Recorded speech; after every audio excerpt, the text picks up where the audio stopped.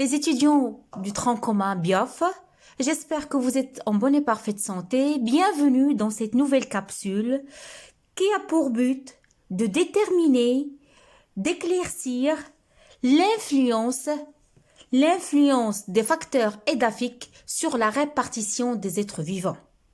Comme vous le savez, mes chers élèves, les facteurs édaphiques ou bien pédologiques, ce sont des facteurs écologiques qui sont liés aux caractéristiques physiques et chimiques du sol. Vous connaissez qu'est-ce que c'est les caractéristiques physiques, la porosité, la perméabilité, la capacité de rétention du sol, la texture, la structure et les caractéristiques chimiques, l'acidité et le complexe argilo-humique. Donc, ces facteurs édaphiques, ils exercent une influence sur les êtres vivants, que ce soit les végétaux, que ce soit les animaux, car ils interviennent dans leur répartition géographique et influencent sur leur densité de population. Ce qui nous pousse à poser la question suivante. Comment les facteurs édaphiques, comment les facteurs pédologiques, ils peuvent-ils influencer la répartition des êtres vivants? On va s'attaquer, mes chers élèves, aux végétaux. Un exemple de végétaux qu'on a pris, c'est le chai-liège. Donc, le but, l'objectif de cette capsule, c'est d'éclaircir, on va essayer d'éclaircir, on va essayer de déterminer, on va essayer d'illustrer l'effet, ou bien je peux dire l'influence de la composition chimique du sol sur la distribution, sur la répartition du chêne-liège. إذن هدفنا اليوم في هذه الحصة هو أن نعرف تأثير التركيب الكيميائي للتربة على توزيع البلوط الفليني. Donc, قبل أن نفعل هذا, avant de détailler ça, on va étudier, on va savoir certaines caractéristiques du chai-liège. Donc voilà, mes chers élèves, quelques données sur le chai-liège subré. Donc, ce que vous devez savoir, ça c'est une forêt de chai-liège, qu'au Maroc, le chai-liège, il couvre une grande superficie. Il est réparti sur le flanc sud de Rif, dans les régions de Gharb, à Rabat, à Wilmès. 50% environ de chai-liège est représenté par la forêt de Marmora. Vous entendez de cette forêt de Marmora, à une très grande surface comme vous voyez, existant au Maroc.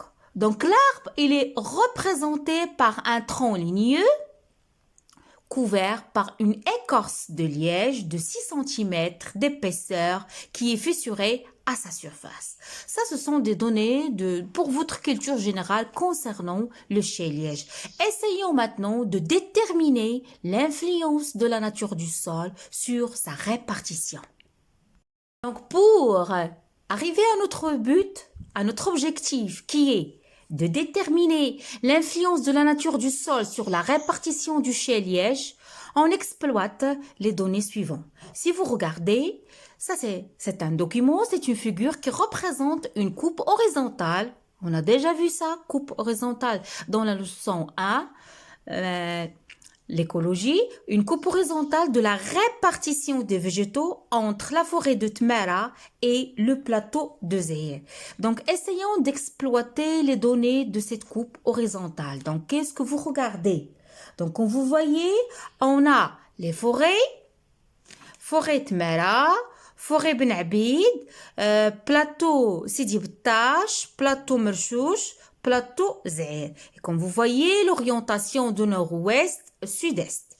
Chaque coupe horizontale, vous l'avez déjà vu, elle est accompagnée d'une légende. Donc voilà, là, j'en ai la végétation et là, j'en ai la nature du sous-sol. Quel type de végétation j'en ai dans la forêt de Marmora? Donc, il y a l'arbre Tizra, Oliastre, lentisque, tuya, pistachier et voilà ce qui nous intéresse nous. Ce qui nous intéresse, c'est Le chéliège, al-ballout, al-fellini. Concernant la nature du sol, comme vous voyez, on a différents types de nature du sol. On a du sol sableux, sableux argileux, un sol calcaire, un sol quartzite, un sol schisteux, et un sol granitique. Donc, la première question de cet exercice-là, il vous demande de décrire, c'est-à-dire observer et essayer de formuler des phrases simples. Nasef. Décrire la répartition du chéliège entre la forêt Tmara et plateau Zahir.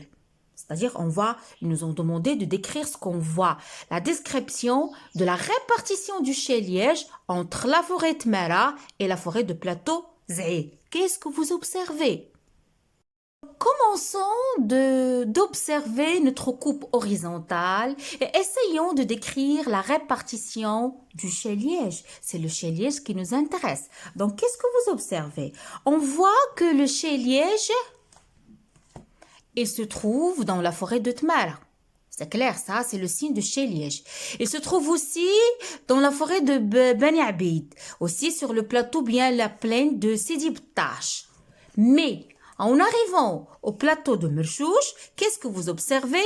Absence de chéliège. Qu'est-ce qu'on a? On a seulement quelques arbres de tisra et aussi le pistachier. J'observe aussi la présence du chéliège au plateau Zahir. En utilisant la nature du sous-sol, donc qu'est-ce que vous allez me dire que le chéliège, il se trouve dans la forêt Tmara, c'est-à-dire il pousse sur des sols, comme vous voyez. La nature du sol dans la forêt de Tmara, c'est un sol sableux. Lorsque je cherche la forêt Bani Abid, c'est un sol granitique. Donc, comme conclusion finale concernant cette observation, je peux dire que le chéliège, il pousse sur des sols de granit, comme vous voyez. Il pousse sur des sols sableux et sur des sols sableux argileux, sur du sol où il y a le schiste, où il y a aussi quartzite, comme vous voyez ici. Là, j'en ai le quartzite, le chéliège, il pousse. Là, j'en ai le sable, le chéliège, il pousse. Là, j'en ai le granit. Le granit ici, le chéliège, il pousse. Mais dans le plateau Merchouch, au niveau de cette partie-là, je note une absence du chéliège. Il n'existe pas. Pourquoi? Parce que là, la nature du sol, elle est comment? Elle est calcaire. Donc, elle est absente dans les sols calcaires. Donc, mes chers élèves, voilà la réponse de la question 1. Décrire la répartition de chéliège entre la forêt de Tmara et plateau Zahir. Qu'est-ce que vous allez noter? Le chéliège se développe sur le sol sableux, forêt de Tmara, sur le sol schisteux, forêt de Ben Abid, sur le sol argilo-sableux, plaine de Sidi Btash, et sur un sol granitique et quartzique, plaine de Zahir. Ces sols, ils sont appelés, notez ça s'il vous plaît, je l'écris en rouge, ce sont des sols siliceux parce qu'ils sont riches en silicium et en magnésium et sont caractérisés par un pH qui est acide, qui est inférieur à 7. Tandis que on a noté que le chéliège il est absent sur le sol calcaire plaine de Merchouch, qui est un sol calcaire qui est riche en calcium à pH basique supérieur à 7. Donc, cela nous pousse à poser la question suivante. Pourquoi le chéliège est-il absent sur le sol calcaire? Oui, pourquoi il n'existe pas? Donc, est-ce que vous pouvez, mes chers élèves, me formuler une hypothèse pour expliquer l'absence du chéliège dans cet endroit-là? C'est-à-dire une hypothèse pour expliquer l'absence, pourquoi le chéliège, il n'existe pas. Pourquoi le chéliège, il n'existe pas au niveau du plateau Merchouch. Donc, je vous écoute une hypothèse, Faradia. S'il vous plaît, mes chers élèves, lorsque le prof vous demande de formuler une hypothèse, il faut utiliser des termes spécifiques pour formuler une hypothèse. On peut dire peut-être, ou bien on peut dire On suppose. Donc, je vous écoute. Donc, quelles sont les hypothèses qu'on peut formuler? On peut dire que peut-être que le chai-liège, c'est une plante calcifuge. Ça veut dire quoi calcifuge? C'est-à-dire c'est une plante qui ne pousse pas sur un sol calcaire. Il n'aime pas le calcaire. Il y a une antipathie entre le chai-liège et le calcaire. Le chai-liège, il fuit le calcaire. D'où le nom, c'est une plante calcifuge. Pourquoi? Du fait que le sol est basique, il contient une grande teneur en calcium. Ça, c'est une hypothèse. Peut-être que le chai-liège est une plante calcifuge qui ne pousse pas sur un sol calcaire. Du fait qu'il est basique, il contient une grande teneur en calcium. Ça, c'est une hypothèse raisonnable. Deuxième hypothèse, on peut supposer que quoi? Que la nature chimique du sol influence. Parce que là, si vous voyez, on parle du pH inférieur à 7, pH supérieur à 7, sol calcaire, sol siliceux, ça c'est la nature chimique. On peut supposer que la nature chimique du sol influence sur la répartition du chêne-liège. Donc voilà le problème. Donc on a commencé par l'observation. Ok? On a posé une hypothèse. Quelle est la troisième étape? On doit vérifier cette hypothèse. Est-ce que cette hypothèse, elle est vraie ou fausse? Est-ce vrai, oui, que le chai-liège, c'est une plante calcifuge? Est-ce vrai que le chai-liège, il fuit le calcaire? Il n'aime pas le calcaire. C'est-à-dire, est-ce que vraiment la composition chimique du sol a une influence sur la répartition du chai-liège? Pour cela, qu'est-ce qu'il nous faut? Je vous écoute? Oui, il nous faut des expériences pour vérifier cette hypothèse. Donc voilà mes chers élèves la figure 2 qui représente les expériences de la culture de chai-liège dans des sols différents. Qu'est-ce qu'on veut? On veut vérifier est-ce que vraiment la composition du sol, la composition chimique du sol a une influence sur la répartition du chai-liège. Est-ce que vraiment le chai-liège c'est une plante calcifuge, c'est-à-dire qui fuit les terrains où il y a le calcaire. Donc, comme vous voyez, on a 3 expériences, on va analyser. J'ai l'intérêt à ce que vous maîtrisez les techniques d'analyse, que vous arrivez toujours à analyser, à décrire les résultats d'une expérience, à donner des conclusions à la fin. Donc, les questions, qu'est-ce que je vous demande? Analyser les données du tableau suivant. Donc, qu'est-ce qu'on a? On a 3 expériences, je vais essayer de les lire. Donc, l'expérience 1, planter une jeune chai-liège dans le sol de la forêt de Tmara. On a planté une jeune chai-liège dans la forêt de Tmara. Comme résultat, une bonne croissance. Je pense que l'image est bien claire. Une bonne croissance de la plantule. Ok? Donc, pas de problème. Il croît sans aucun problème sur la forêt de Tmara. Si vous vous rappelez, c'est ici où j'en ai la forêt de Tmara. Donc, lorsque je passe l'expérience 2, planter une jeune chêne de liège dans le sol de la forêt de Tmara, plus le calcaire. On a rajouté le calcaire. Qu'est-ce qu'on observe? Regardez le résultat. Elle est toute petite, la plantule. La plantule, elle a cessé de croître, elle flétrit. Troisième expérience, planter une jeune chêne de liège dans le sol de la forêt de Murchouch.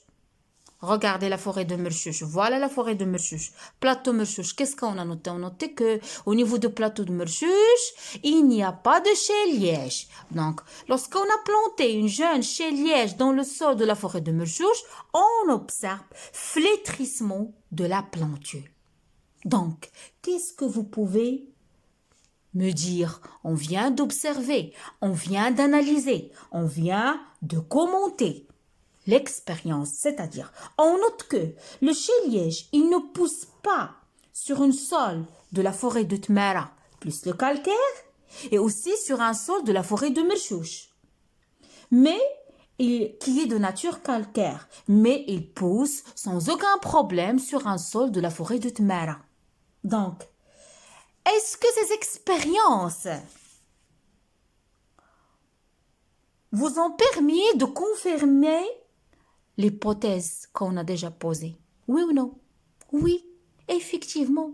Ces expériences, ils confirment l'hypothèse qu'on a déjà mise. Ils confirment que le chai-liège, il fuit le calcaire.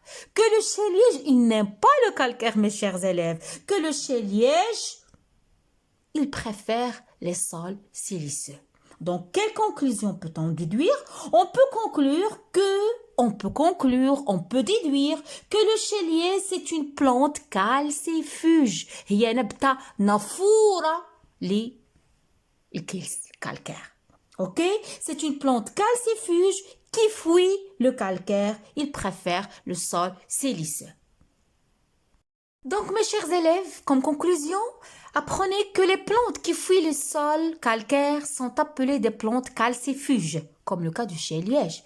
Et les plantes qui préfèrent le sol calcaire sont appelées des plantes calcicoles.